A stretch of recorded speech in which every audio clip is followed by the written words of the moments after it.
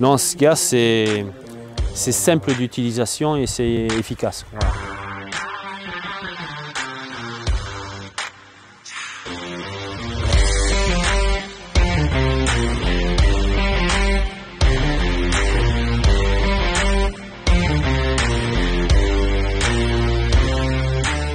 Depuis 2018 jusqu'à l'année dernière, j'avais un fausse buteur.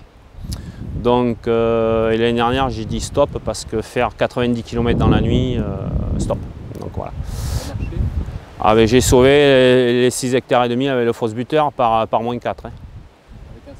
Avec un seul. Alors ici, là, j'avais, comme dit le copain, j'avais mon stand, c'était formule.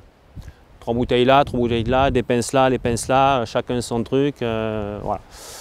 Donc cette année éolienne, donc elle est autonome mais je fais des essais sur tracteur. Donc elle a tourné la première partie en autonomie avec le moteur.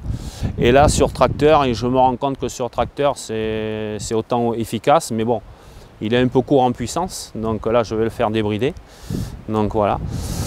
Donc là vous pouvez voir, il y a des ballots de paille autour. J'ai fabriqué des poêles canadiens, 2 poêles canadiens. Après, j'ai récupéré des vieilles cuves à gasoil que j'ai fait pareil, des poêles canadiens. Donc un peu de paille au fond, des bouts de bois et puis on allume pour faire les points de chauffe. Et puis ben, ça fonctionne, mais ce qu'il y a, faut de la main-d'œuvre. On a 2 flux d'air. Quand tu es face à la goulotte, il y a de l'air, mais moins que sur les côtés. Après, elle fait son tour en 4 minutes. Alors, pour qu'elle crée son vortex et son flux d'air, il faut au moins un bon quart d'heure quand même qu'elle ait fait 3-4 tours. C'est pour ça qu'il ne faut pas démarrer quand il fait trop froid, parce qu'après, pour pousser de l'air froid, c'est compliqué. Avec un tracteur de 75 chevaux minimum, alors moi je préconise un 90 ou 100 chevaux. Là, je suis à 12 litres. C'est pas énorme. Non, avec le fausse buteur, j'étais à 15 litres. Je tourne en régime moteur avec de la réserve, je tourne à 430 minutes, ce qui fait que le rotor tourne à 800 tours minute. A contrario que quand elle est en autonomie, je tourne à 1600 tours au régime moteur et elle tourne à 900 tours, le rotor. Donc c'est un rotor à plat, type hélicoptère, qui permet de créer un vortex beaucoup plus haut que les rotors verticaux. Donc voilà, la goulotte c'est l'ensemble vert que vous voyez. Le coude qui tourne sur lui-même et qui fait son tour en 4 minutes. Et devant, vous voyez, il y a comme un volet devant et des bras dessous qui sont reliés au mât. Et ce mât est relié à ce qu'on appelle un copieur. Et ce copieur, on lui donne le relief que l'on veut par rapport à son relief. C'est-à-dire là, c'est très compliqué, là je suis sur un relief un mamelon. Donc on a opté devant pour la faire plonger et derrière pour la faire remonter. Donc quand la goulotte tourne, l'aileron tourne en fonction du copieur que l'on donne. Donc voilà. Donc elle est vendue pour 125 mètres de rayon comme les copains. La bourrasque devant, on l'a jusqu'à 60 mètres. Donc pour l'installation, elle se gère par 7 télécommandes. Donc vous avez la largeur des roues derrière. Après les béquilles sur les côtés, latérales, donc on monte, on descend. Et après le mât qui se replie ici sur la béquille, on monte et on descend, terminé, point barre. Une goupille là, une transmission cardan avec le boîtier en haut d'angle. Donc ce qu'il y a, c'est simple d'utilisation et c'est efficace. Voilà. Allumé à 11 h je crois, le voisin un peu plus loin à 9 h. On est tous en réseau.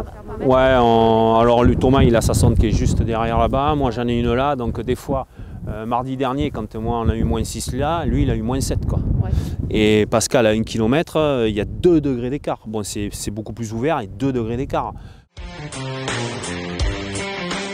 Là comme elle est atelier au tracteur, elle vaut 25 000 €. Et vous rentrez dans les vignes à 150. Si on se met dans cette position, là-bas à 100 mètres, là on était là-bas en bas, on est à 60 décibels.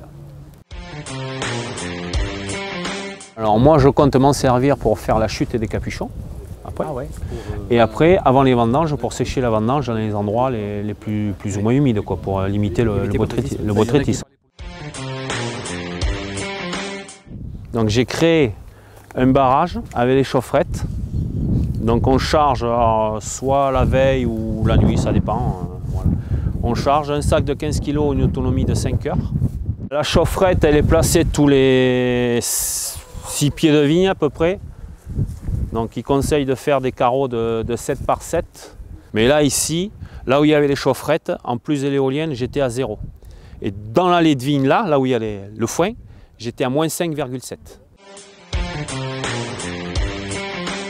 Le tirage, alors là on est à fond. Là vous tenez 45 minutes. D'accord.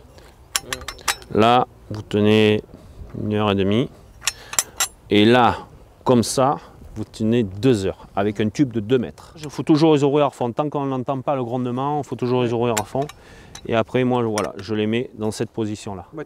Voilà, dans cette position-là. Voilà. Donc là, j'augmente, c'est simple. De 0, je suis passé à 3 degrés.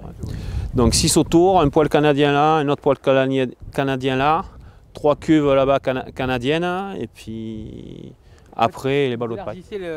Vous chauffez au près, au loin et ainsi de suite. Voilà, c'est ça, je monte en cascade et surtout en quinconce. Il faut bien faire en quinconce. Pour pas faire trop d'air chaud trop près, quoi.